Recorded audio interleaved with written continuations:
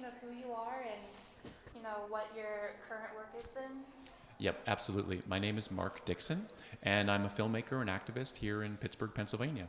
I've been working on a documentary film about the region's air quality since about 2016, and it's been an extraordinary wild ride. I've gotten to know all kinds of different groups in the region that have been working on air quality.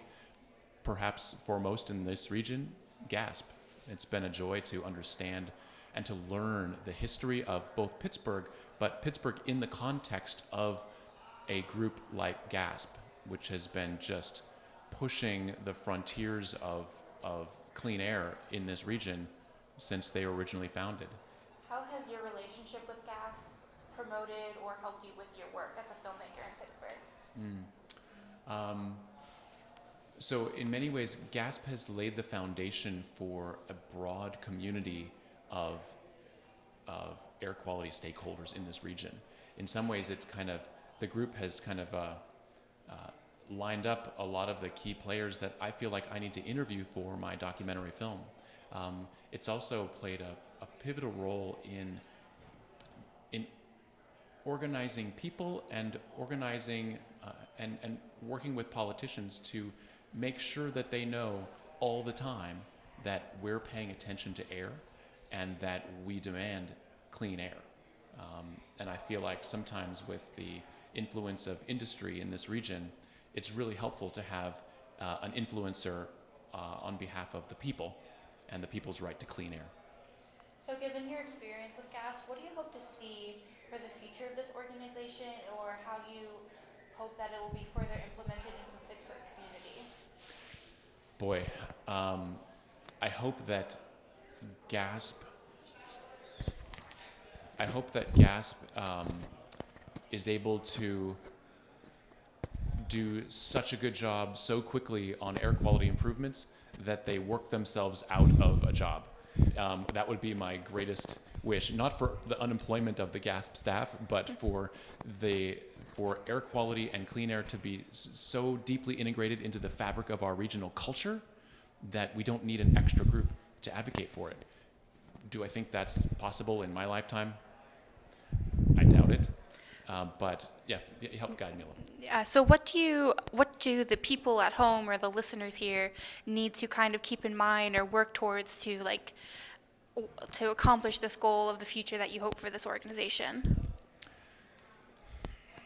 I think that it's important for people to understand that you can't have a community that's conscious of air quality without leaders and followers and a whole breadth of people acting in different ways to make sure that air quality stays first and foremost in the minds of our local leaders.